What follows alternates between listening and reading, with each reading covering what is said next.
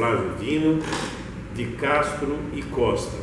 Ele nasceu em São Luís, em 30 de abril de 1968, e é advogado, ex-juiz federal, professor de Direito, filiado ao Partido Comunista do Brasil, PCdoB.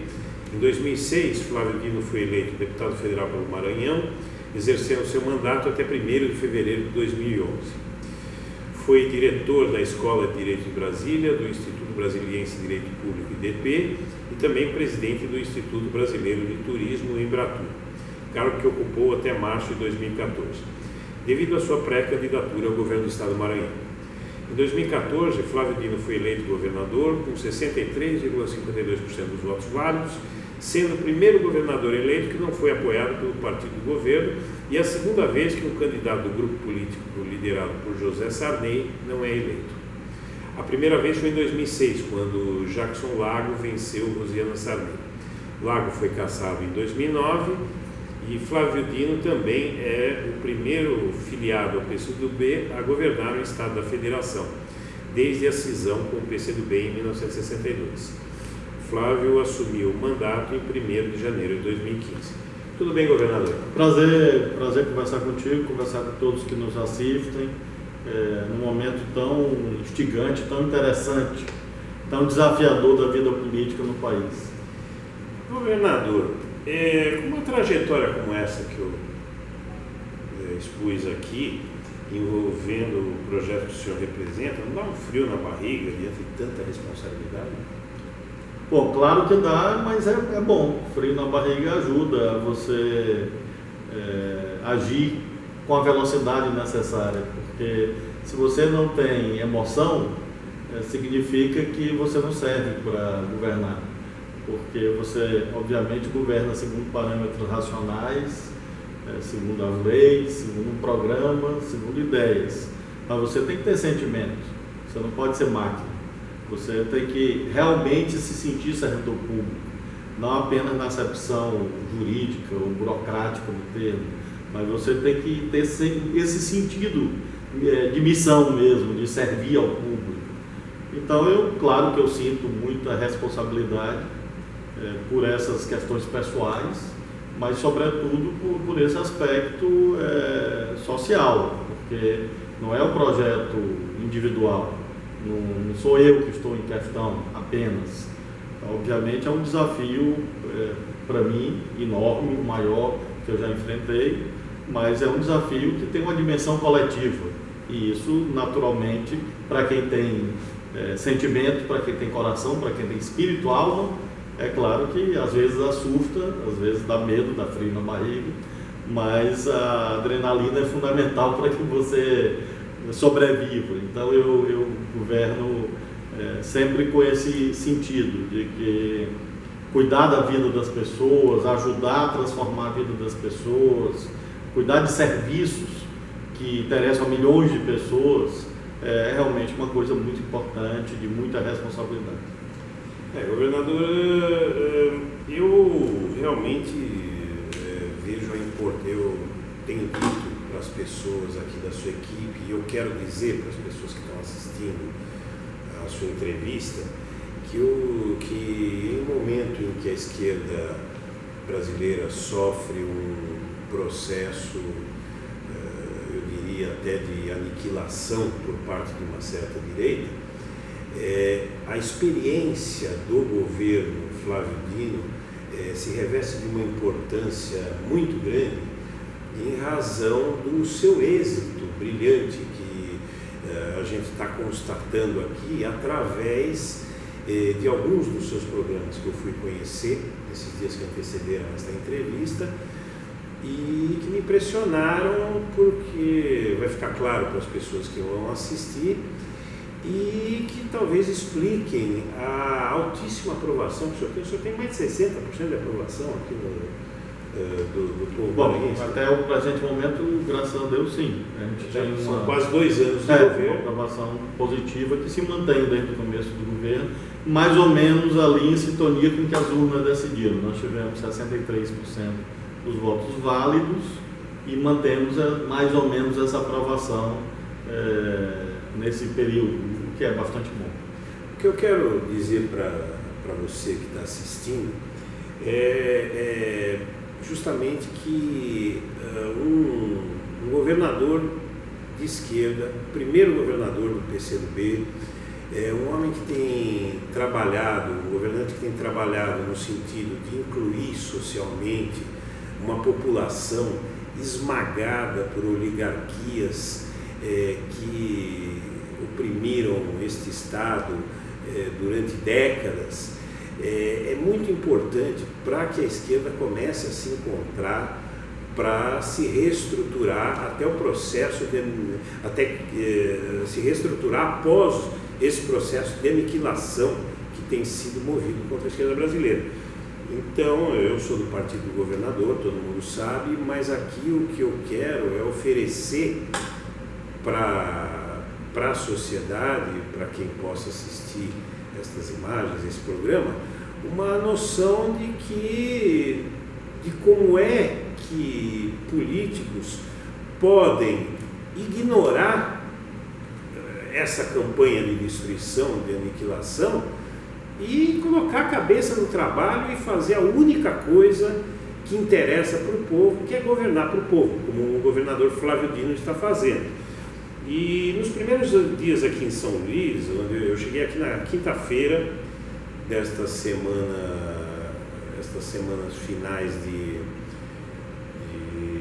novembro de 2016, eu fui conhecer algumas iniciativas do governo do Flávio Dino, e eu confesso que eu fiquei impressionado com muita coisa que está acontecendo, mas principalmente com o trabalho no saneamento básico, né, água e esgoto, porque, governador, a gente sabe que o índice de desenvolvimento humano ele é muito afetado do Brasil, o IDH do Brasil, ele é muito afetado pela questão do saneamento, porque nós estamos em pleno século XXI, e eu descobri que aqui no Maranhão,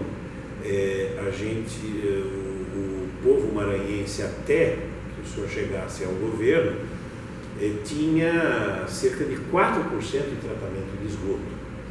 Após 2 anos, eu estive visitando a estação de tratamento da CAEMA, a Companhia de Águas aqui do Estado, novas usinas de tratamento que o senhor está implantando em toda a cidade aqui, e eu fiquei impressionado com o que já foi conseguido, porque já subiu de 4% para 20% o tratamento de esgoto, e o senhor deve chegar a 2018 com 70%, essa é a previsão que os seus técnicos me deram, 70% de esgoto tratado em uma capital com 1 milhão de habitantes, que é São Luís, que é impressionante que não tivesse esgoto antes do senhor chegar. E isso é uma revolução. Eu queria que o senhor falasse sobre isso, mas também falasse quais são os seus planos para o resto do estado, porque eu também fui informado que no Maranhão apenas 3 cidades têm tratamento de esgoto. São Luís tinha muito pouco, Imperatriz parece que tem uma outra cidade, eu não me lembro qual agora, que também tem, mas não tem muito. Então eu queria que o senhor falasse um pouco. Bom, é uma linha de trabalho muito importante do nosso governo, porque você tem inteira razão de que grande parte dos indicadores socioeconômicos difíceis que o Brasil tem, e o Maranhão, obviamente, se insere nesse contexto, infelizmente, com grande destaque, deriva dessa questão do saneamento. Há uma estimativa universalmente aceita de que cada real investido em saneamento significa economizar 4 em saúde curativa posteriormente. Porque grande parte das doenças, como, por exemplo, aquelas que causam mortalidade infantil, estão associadas à ausência de saneamento básico. No caso de São Luís, o indicador era esse, 4%. Havia obras do PAC aqui bastante antigas, iniciadas ainda na época do presidente Lula, depois continuadas pela Dilma, mas que não eram adequadamente priorizadas, algumas paralisadas, e nós procuramos exatamente retomar esse senso de urgência para essa questão do saneamento. Então, no caso, nós concluímos, entregamos, inauguramos e colocamos para funcionar a estação de tratamento de esgoto chamada Vinhais, que é uma região e que hoje já vai chegando perto de 300 mil pessoas que terão os seus esgotos tratados nessa estação. Isso já elevou esse percentual na nossa capital de 4% para aproximadamente 20% do esgoto tratado. Vamos chegar muito em breve a 40% do esgoto tratado nos próximos meses, com a conclusão de outras estações de tratamento de esgoto e com as redes de captação que estão sendo feitas em toda a cidade. Nós vamos atingir 2 grandes objetivos. O primeiro, nós teremos a elevação desse percentual para algo em torno de 70% em São Luís, e a segunda consequência bastante expressiva, social e economicamente, que é a recuperação dos nossos corpos hídricos, nossos rios, da Lagoa da Jansen, poluída há décadas, contaminada por esgotos in natura. Nós estamos eliminando esses pontos de esgoto in natura e vamos entregar uma nova área de lazer para a cidade totalmente saneada. Recuperamos a balneabilidade das praias. Quando nós chegamos ao governo, todas as praias de São Luís estavam impróprias para banho, em razão das intervenções que nós fizemos, com a estação de tratamento de esgoto, mas cuidando também das estações elevatórias e redes de captação que estrategicamente nós executamos. Já conseguimos semanalmente divulgar relatórios que mostram sempre algo em torno de 90% a 100% das praias próprias para banho. Nesse final de semana, por exemplo, nós estamos aqui conversando no sábado, nós temos 100% das praias de São Luís depois de décadas. E isso teve um impacto muito destrutivo na indústria do turismo, por exemplo, que é paradoxal que você, por exemplo, faça um evento profissional ou empresarial e as pessoas não possam conhecer a praia. Era assim. Hoje as pessoas podem ir à praia normalmente e nós continuamos lutando, porque reconhecemos que esse é um processo em curso ainda. Por isso nós fazemos um monitoramento semanal e com transparência. Nós divulgamos. Semana passada nós tivemos um ponto impróprio, nessa semana 100% dos pontos próprios. Estamos lutando para consolidar essa conquista, que significa geração de emprego, por exemplo. E quem diz isso? As pessoas com as quais eu converso, porque eu vou à praia, eu não tenho ilha particular, diferente de quem governava o Maranhão antes. Então eu vou à praia. Então eu chego lá, eu converso com o cidadão do bar lá, o garçom, converso com o vendedor ambulante, o cara que vende ostra na praia, e todos eles narram a mesma coisa, de que progressivamente é como se houvesse uma redescoberta dos cidadãos da ilha, que são 1.400.000 pessoas, redescobrindo a praia. Então é um trabalho realmente encantador, um trabalho que tem múltiplas dimensões e que nós vamos progressivamente estendendo a outras cidades. No caso da segunda maior cidade de Imperatriz, a segunda maior cidade do Maranhão, que é a cidade de Imperatriz, nós temos uma obra de esgoto bastante importante em andamento, na principal região da cidade, e estamos agora viabilizando recursos junto à Caixa Econômica, recursos que nós recuperamos também de operações do PAC, recursos do BNDES, recursos próprios do governo do estado. Compomos uma cesta de recursos públicos para investir em 150 cidades com água. Então nós temos assim um planejamento de médio prazo que vai com certeza nos dar indicadores socioeconômicos muito melhores do que a gente tem hoje. É nessa questão dos recursos, porque eu fui conhecer outros projetos, a impressão que a gente tem é que está sobrando dinheiro, porque tem muito projeto. Eu estive nas IEMAs, que são institutos de formação técnica, os alunos vão ser construídos mais de 30. Nós temos 3 funcionando já e vamos ter agora em fevereiro mais 4, vamos ter 7 unidades. Até o final do nosso governo, nós vamos chegar perto de 30. Muito bem equipados.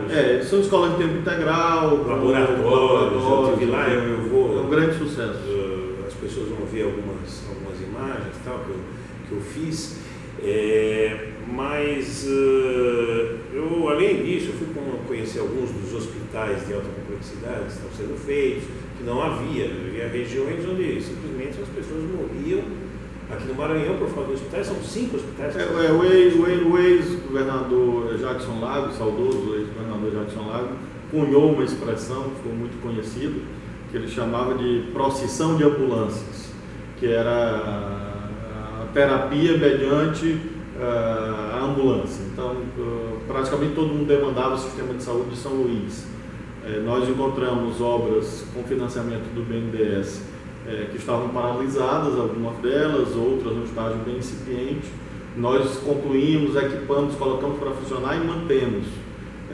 Hoje, as macro-regionais de saúde, todas, o nosso governo tem um hospital de alta complexidade que não tinham, com exceção de apenas uma macro-região, que nós estamos com a obra em andamento também, que é no sul do estado, que é uma dívida enorme que o governo do Maranhão tem, que nós estamos agora com a obra em andamento para quitar essa dívida, de modo que nós vamos entregar uma rede hospitalar adequada para um estado de 331 mil quilômetros quadrados e com 7 milhões de habitantes. Então, uma rede organizada, estruturada a partir de unidades de alta complexidade, que nós colocamos para funcionar, já inauguramos 5. Temos obras importantes, o novo Hospital de Servidores do Estado em São Luís, o novo Hospital da Criança em São Luís, esse Hospital do Sul do Maranhão está em andamento, e é uma rede que tem uma característica, como todos nós sabemos, que é o custeio muito alto. O difícil na saúde não é propriamente fazer a obra, o difícil é manter as unidades funcionando. Infelizmente nós vemos isso com muitas UPAs fechadas pelo país, às vezes hospitais sendo fechados, e aqui, felizmente, apesar de não estar sobrando dinheiro, a gente tem um movimento inverso, abrindo UPAs, abrindo hospitais, contribuímos para a abertura da UPA de Imperatriz, UPA em Açailândia, UPA em Caxias, estamos contribuindo agora para a UPA de Macapá. Não sobra, é que a gente aplica bem o que tem. Então, porque a gente cortou muita coisa e aplica bem o que a gente tem, aplica com muita probidade, essa é a receita. Eu conversei com o secretário Márcio Gerri e ele estava me dizendo, eu fiz a minha pergunta, mas qual é a mágica aí que vocês estão arrumando tanto recurso, porque se não foi feito antes, por exemplo, a questão do saneamento, se em 4 anos vocês elevam de quase zero para 70% o tratamento de água e esgoto em São Luís, é uma revolução. Como é que São Luís tem quantos anos? 500 anos, 400 anos? Nunca foi feito, uma cidade de 1 milhão de habitantes. Então eu perguntei qual é a mágica. Ele falou, olha, a mágica é o seguinte, a gente aplica bem os recursos, mas a gente reduziu muito o custeio da máquina. Para quem não sabe, o custeio da máquina são, por exemplo, diziam aqui que havia um gasto imenso de flores, um gasto entre outros itens gigantesco de flores. O secretário de saúde, que agora me escapa o nome dele, é o Carlos Lula. É o nosso Lula. É o Lula maranhense. Ele me disse o seguinte, que teve empreiteiro que ficou surpreso ao saber que ia ter que fazer a obra mesmo. Não era só fazer licitação, receber, ia ter que fazer a obra. Então eu queria que você falasse um pouco sobre essa questão. Essa é a questão central, Eduardo. Primeiro, usar bem os recursos disponíveis, recursos próprios, recursos federais, recursos de operação de crédito. Usar bem, que eu me refiro, abrange 2 questões fundamentais. Primeiro, usar com honestidade, com probidade. 2, usar com eficiência, com velocidade. Procurar o melhor preço, cobrar, isso que o secretário te falou. Cobrar meta, cobrar resultado, e isso nós fazemos muito intensamente sob a minha supervisão pessoal. Eu comando o governo assim, no detalhe. Isso me consome muito tempo, naturalmente, full time, de domingo a domingo, de manhã, tarde, noite, de madrugada, mas dá resultado, porque existe um comando, existe uma direção e existe monitoramento feito por uma equipe que exatamente se encarrega de garantir que os resultados apareçam, como nós já tivemos resultados bastante expressivos e vamos ter muito mais agora em 2017, muita entrega, muita obra, muita inauguração em todas as áreas praticamente de governo. E a segunda questão, além de usar bem o recurso disponível, foi os cortes que nós fizemos. Nós chegamos a economizar aqui coisa de 300 milhões de reais, cortando despesas administrativas no Porto de Itaqui, despesas com esses itens de casas, festas, banquetes, flores, comida, helicóptero, avião, funcionários, etc. Então, nós rompemos essa lógica feudal que o Maranhão tinha, né? A lógica da corte, a lógica dos cortesãos, enfim.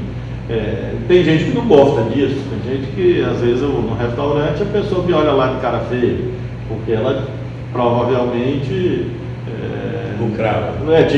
Claro que isso era funcional para muita gente, era meio de vida para um segmento pequeno, mas que existia, que gravitava em torno desses negócios que se estabeleciam com o uso dos recursos públicos. Então nós cortamos isso, e isso gera também uma soma de recursos que nos permitiu navegar bem até aqui, apesar da intensidade da perda de recursos. Eu perdi aqui mais de 1 bilhão e 200 milhões de reais de receitas federais, com a queda do FPE, porque cai recessão, cai imposto de renda, cai FPE é o Fundo de Participação dos Estados. Nós perdemos 1 bilhão e 200 milhões. Então nós estamos governando com 1 bilhão e 200 milhões a menos. Isso em parte foi compensado também porque nós temos uma gestão tributária séria aqui. Então nós revimos também muito privilégio fiscal, que havia muitas isenções mal explicadas, mal resolvidas, regimes especiais tributários que não tinham nenhuma finalidade econômica de gerar empregos. Então nós também revimos muitos privilégios privados, e isso permitiu também que nós recuperássemos um pouco essa perda de arrecadação federal. Então a gente não tem dinheiro sobrando para obras faraônicas, grandes obras, mas para o fundamental a gente tem. O fundamental é essa qualificação da infraestrutura que nós temos feito, rodovias, ampliação do porto, serviços públicos como saúde, educação, e a construção de uma infraestrutura social que garanta a distribuição de renda por intermédio da universalização progressiva de serviços públicos. Governador, os eventos na penitenciária de Pedrinhas, o que aconteceu chocou o Brasil, o mundo. Eu fiquei sabendo das construções de presídios e outras iniciativas do seu governo para melhorar a situação explosiva do sistema carcerário maranhense. E eu queria que o senhor nos falasse o que foi feito em Pedrinhas, se aquilo está sendo... e também a questão do sistema carcerário maranhense, que é uma situação limite que vigia aqui no estado, e o que a gente pode, o que está sendo feito, os presídios e tal, para que as pessoas, para que o Brasil não tenha uma aberração dessa, né? É uma situação realmente muito grave que nós recebemos. Os eventos são conhecidos de todos. Nós temos um processo de requalificação desse complexo penitenciário que abrangeu passos que já foram dados e passos que estão em curso, em andamento. Por exemplo, nós retomamos a autoridade do Estado sobre o sistema. Antes havia uma anomia completa. Cada um fazia o que queria dentro do sistema. Então nós implantamos protocolos, medidas, normas, regras, implantamos procedimentos de segurança, conseguimos reduzir dramaticamente, reduzir profundamente os indicadores de violência no interior do sistema. Não conseguimos ainda zerar, que é o que nós gostaríamos, mas estamos caminhando nessa direção para zerar mortes violentas, fugas, etc.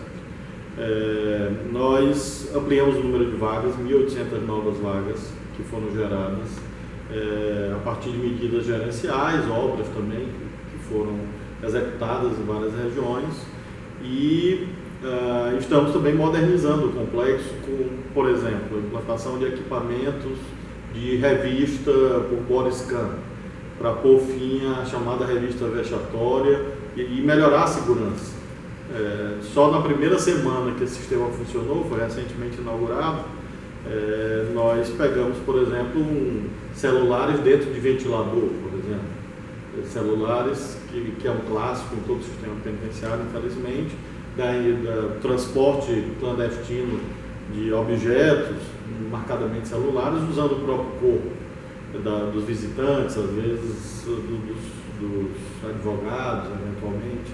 Então, nós estamos investindo em tecnologia também, investindo em recursos humanos, fizemos concursos seletivos para melhorar a quantidade e a qualidade dos agentes penitenciários e temos, portanto, bastante êxito nesse processo, mas reconhecemos que temos muito o que fazer. Mas muito. Isso é uma questão estrutural da própria concepção da pena privativa de liberdade. O que o senhor acha que precisa ser feito no total, uma obra para tornar o sistema carcerário maranhense, que isso não existe no Brasil inteiro, né? Um sistema carcerário que seja minimamente civilizado. Nós não temos isso no Brasil. Mas seria uma coisa incrível que um estado como esse pudesse produzir um sistema carcerário muitas vezes melhor do que em outros lugares.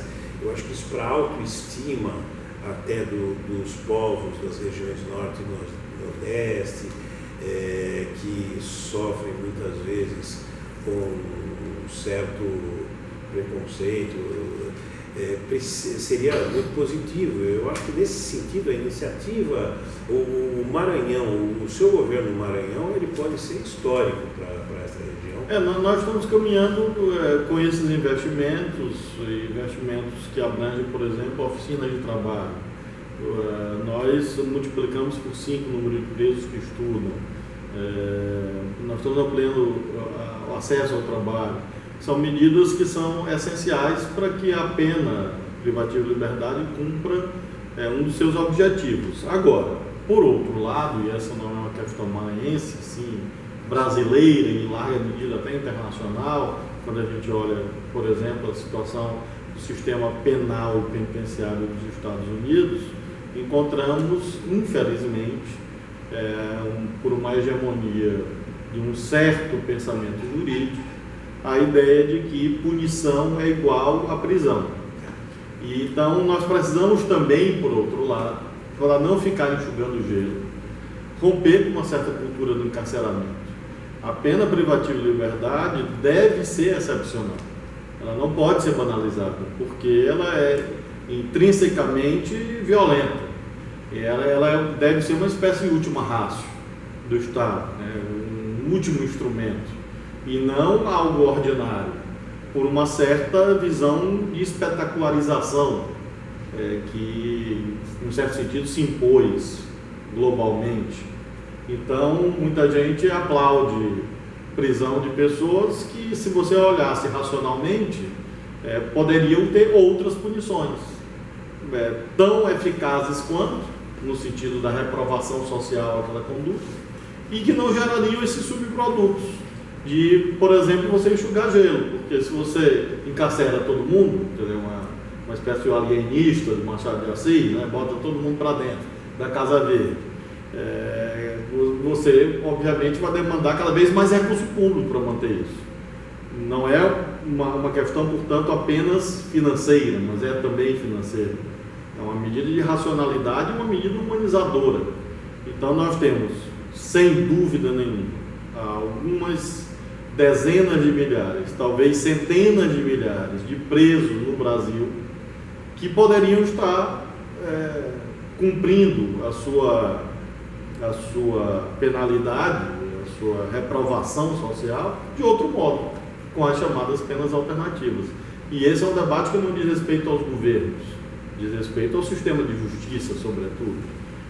E, em larga medida, a sociedade, porque a sociedade, uma parte dela, às vezes até instigada por meios de comunicação, acaba, às vezes, aderindo a uma cultura do vale tudo. Não, vai pegar e enfiar todo mundo na cadeia, como se isso fosse resolver alguma coisa. O senhor acha que os meios de comunicação eles têm um papel no sentido de fazer a sociedade acreditar não em justiça, não em recuperação do infrator penal, mas acreditar na vingança contra, porque parece, a gente assistindo esses programas policialescos que tem na TV, a gente sente que há um incentivo da mídia, talvez meramente, eu acho que isso não é ideologia, isso é busca de audiência, né? Um estímulo a que as pessoas encarem as penas privativas de liberdade como uma vingança. Então tem que jogar o sujeito numa masmorra, onde ele vai ser viciado durante anos e anos, e sem as pessoas lembrarem que esse sujeito volta para a rua um dia. Claro, e isso deriva, sem dúvida, de interesses comerciais, às vezes visões ideológicas, mas isso se sustenta num certo mercado. Nós temos a hegemonia da civilização do espetáculo e do entretenimento como valor supremo a ser buscado em nome da suposta felicidade, faz com que se desenvolvam mercados de patologias como essa, que é a indústria do horror. Então, é uma reflexão muito urgente até, porque quando nós pegamos uma questão como as penitenciárias brasileiras, de um modo geral, não só a situação do Maranhão, nós precisamos encontrar respostas que sejam eficazes. Não é fazer mais do mesmo, senão nós vamos ficar nesse ciclo vicioso que se retroalimenta. Mais violência urbana, mais polícia, mais prisões, mais penitenciárias, mais violência, que é o ciclo que a gente está assistindo nos últimos anos, nas últimas décadas no Brasil. E claro que você precisa da ação repressiva do Estado e, inclusive, nós aqui aumentamos o número de policiais, aumentamos o número de viaturas. Só esse ano eu já entreguei 440 viaturas novas para as polícias do Maranhão, que é o maior programa de renovação de frota que já houve aqui no Estado. Não estou negando, portanto, o papel repressivo do Estado. Agora, tem que reconhecer, e tem que ser muito claro em relação a isso, muito leal com a sociedade, para dizer que isso é insuficiente. E essa cultura do encarceramento, ela é insuficiente, ela é demagógica. E você tem que procurar exatamente separar o joio do trigo. O autor de um crime violento, com grave ameaça à pessoa, crimes bárbaros, é claro que ele tem que ser encarcerado, indiscutivelmente. Agora, uma situação, por exemplo, da chamada mula do tráfico, né? Você vai lá e prende. Qual a eficácia social disso? No outro dia tem outro cumprindo esse papel. Eu estou falando do grande traficante, do atacadista, enfim. Estou falando daquela pessoa que foi pega ali no aeroporto, ou numa rodoviária, ou caminhoneiro, aí enfia 10 anos o cara na cadeia. Não vai resolver o problema do tráfico, porque o mercado existe. Mão de obra não vai faltar. Não vai faltar. Na elite, quem sustenta o tráfico no Brasil é a elite da sociedade, não é o cidadão lá que está lá no morro. Quem tem dinheiro para comprar. Os grandes consumidores, os grandes atacadistas estão onde? Estão exatamente nesses segmentos da elite dominante do país. Então, esse mercado vai continuar a existir, as festas, enfim, que alimentam essa indústria vão continuar a ser feitas por esses segmentos da elite brasileira, e vai ter mão de obra para colocar no lugar desse sujeito, desse cidadão, dessa cidadã, que vai estar lá 10 anos na cadeia. Tem uma iniciativa, realmente tem uma coisa que está acontecendo em São Paulo, que pode acontecer em São Paulo, que eu queria que o senhor comentasse, que, a meu juízo, é assustadora, que é a privatização de presídios. Porque no momento que você estende para iniciativa privada a construção de presídios, não sei qual é o interesse que vai ter em reduzir, né? Eu queria a sua opinião. Eu tenho uma posição contrária a que você estenda a lógica do mercado, setores que são ontologicamente, nuclearmente pertencentes ao Estado, como o sistema de segurança, o sistema de justiça. Porque são coisas, a meu ver, incompatíveis. Obviamente, eu tenho uma visão de que os investimentos privados são essenciais para que uma sociedade se desenvolva. Aliás, os chineses agora, com muita exatidão, definiram nas resoluções do último congresso do Partido Comunista da China, há uma digressão sobre o mercado. Olha, o mercado não é uma instituição capitalista, o mercado é uma instituição da sociedade. A questão é como você gerencia essa instituição da sociedade, de que perspectiva. Então, nesse mercado atuam, evidentemente, investidores privados que podem atuar em quase tudo, menos naquilo que diz respeito às funções nucleares do Estado. Nos Estados Unidos, que é inclusive a pátria de uma certa cultura penal, do encarceramento, uma sociedade de encarcerados e com uma larga presença do setor privado, são muito frequentes as denúncias de superexploração de trabalho, de incentivo exatamente ao chamado rigor punitivo, o direito penal do terror, do medo, do pânico, porque é um business, é um negócio, então alguém ganha dinheiro com isso. E não dá para... São lógicas, ao meu ver, antinômicas. Uma é a lógica do serviço público, da busca da recuperação daquelas pessoas, do exercício da função punitiva do Estado. Outra lógica é transformar isso num negócio. Algum tipo de parceria pode ter, pode melhorar a gestão, mas realmente privatização, a minha visão é totalmente contrária a isso. Ainda bem, governador. Por fim, eu queria falar um pouco da conjuntura, inclusive à luz dessa questão do comportamento da Lava Jato. A gente teve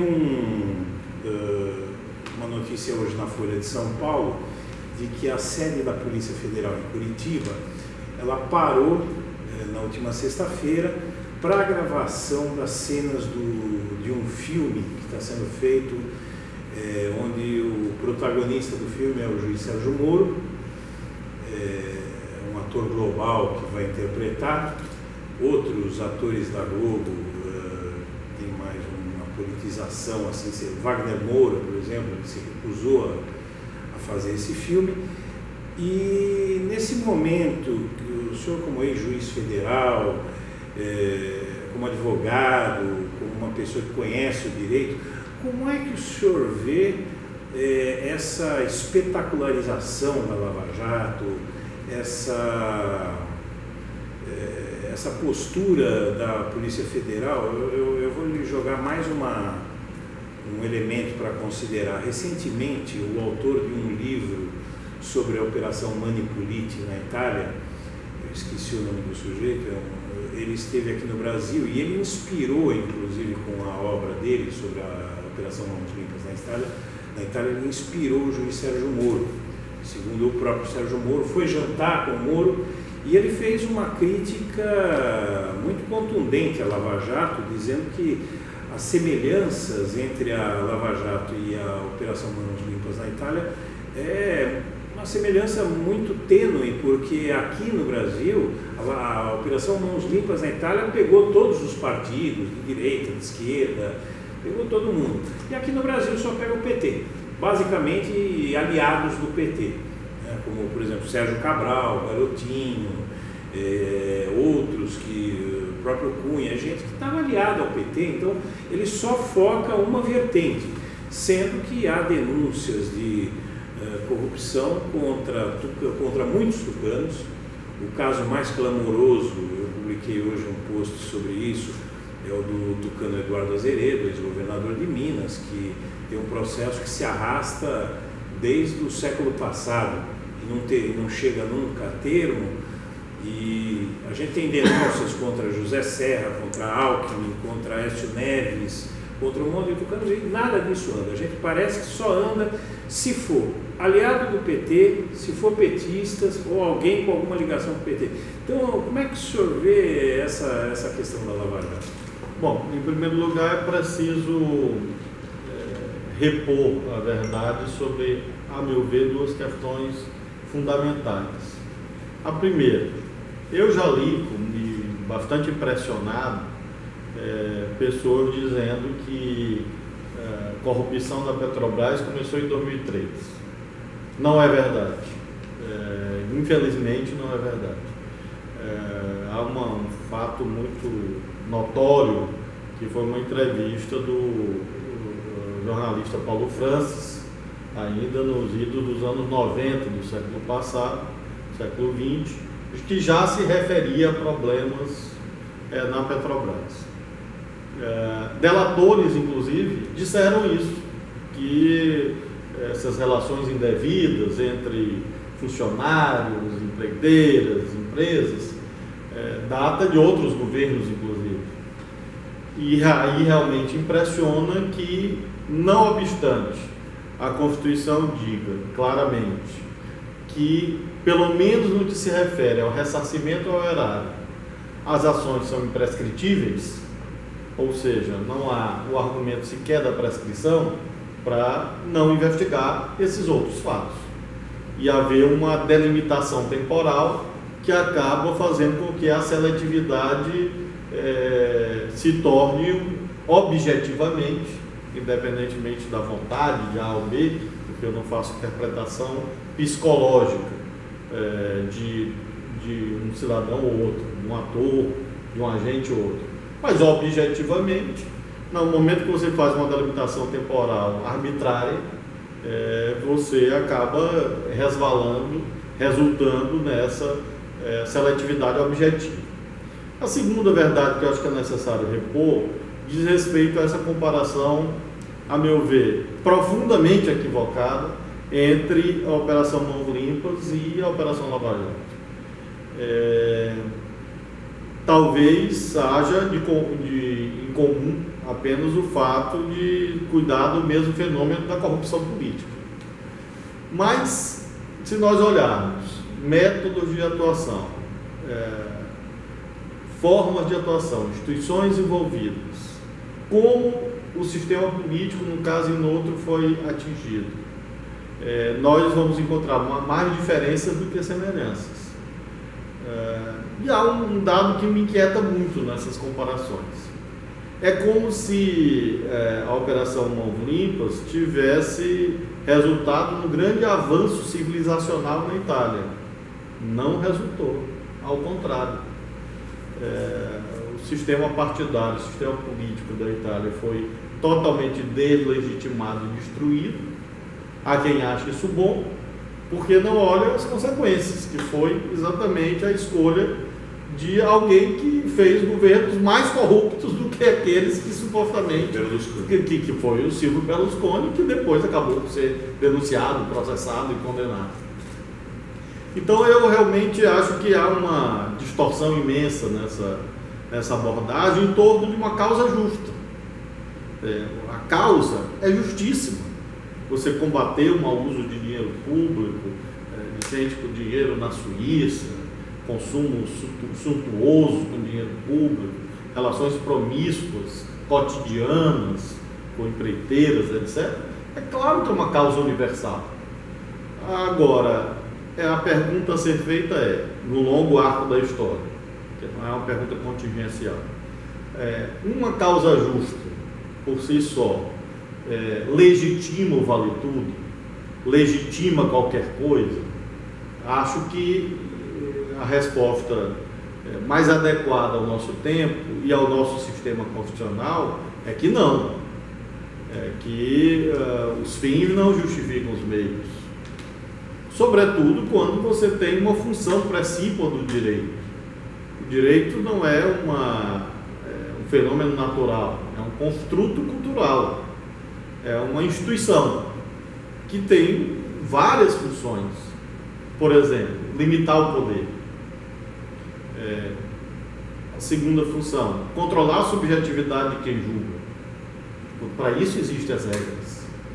Porque, imaginemos nós, qualquer um que nos assiste, se o julgador é livre para impor a sua subjetividade, nós removemos um sistema de garantias de que as pessoas não vão ser vítimas de absurdos, de violência por parte do Estado. Para isso que existem as normas, as regras de contenção do poder, inclusive de natureza processual. Nenhum juiz pode fazer o que quer a qualquer tempo, de qualquer jeito. Por várias razões, uma das quais é que você tem um déficit de legitimação genética no Poder Judiciário, que é a não eletividade. Então, não é um poder derivado diretamente da soberania popular, e por isso mesmo, com muito mais razão, as normas de procedimento, de conduta, são mais importantes ainda, porque são elas que suprem esse déficit de legitimação democrática, de deficiência derivada do fato de ser um poder que deve se comportar de modo mais técnico que político. Então, essas premissas servem exatamente para iluminar um pouco esse debate, que às vezes segue, de um lado, a lógica da espetacularização, que é muito nociva. E quem diz isso? E o Sérgio Moro, ele acha que essa ele não usa o termo espetacularização, mas ele acha que é importante a publicidade para ter o apoio da sociedade. Mas o problema é que o juiz que busca o apoio da sociedade deixou de ser juiz. Essa é a questão de fundo, porque, aliás, quem diz isso é a Bíblia. O ensinamento milenar, porque quando a Bíblia retrata o julgamento de Jesus Cristo, confrontado com Barrabás e submete à opinião pública, diz: Jesus Cristo ou Barrabás? Barrabás ganhou. É uma ilustração do que acontece quando o judiciário se despe de uma função que é sua e só sua, de ser contra-majoritário. Por isso que ele não é eleito, porque ele não é eleito não é por uma razão metafísica, é por uma construção teórica que considera que, para ser mais técnico e poder ter independência, inclusive para julgar contra a maioria, é um contrassenso. Ele não pode ser eleito. Então, é a negação da própria razão de ser do judiciário como poder técnico independente supra partes. Por isso que o juiz não pode fazer apelo às massas, né? E isso é próprio das funções políticas do Estado, aí sim. Então, é uma questão realmente muito aguda, essa distorção dessa noção de transformação do processo, especialmente o processo penal, num artefato de produção de fatos midiáticos. Porque isso, repito, nega a razão de ser e a legitimidade do próprio judiciário como instituição que foi construída, inclusive para conter as paixões da maioria, como essa referência bíblica alude. A outra questão ligada a esta diz respeito à consequência que isso produz de individualização de uma função que tem que ser coletiva. Acho que nesse sentido a Suprema Corte dos Estados Unidos dá uma grande lição. A Suprema Corte dos Estados Unidos, ela não julga em público, isso é muito discutível, mas a razão é que eles consideram que é o tribunal julgando, é a instituição julgando. E no julgo em público, inclusive, para que nenhum juiz queira ser ele próprio o portador único dos holofotes, por exemplo. Então, há questões realmente muito profundas e algumas delas seculares que estão sendo abaladas por conta da Operação Lava Jato, e acho que isso em algum momento vai ficar mais evidente. Fala-se, por exemplo, numa derrogação do direito e o surgimento temporário do direito excepcional. E isso é um absurdo, é um disparate, porque o direito, para existir como tal, ele tem que cumprir funções de generalidade, de impessoalidade e de previsibilidade. Por isso que o direito não pode ser excepcional, não pode ser ad hoc, não pode ser de acordo com o apetite individual ou de acordo com o destinatário da norma, porque senão você vai introduzir um arbítrio de acordo com os apetites de A ou B. Então há uma série de questões assim, que me inquietam muito.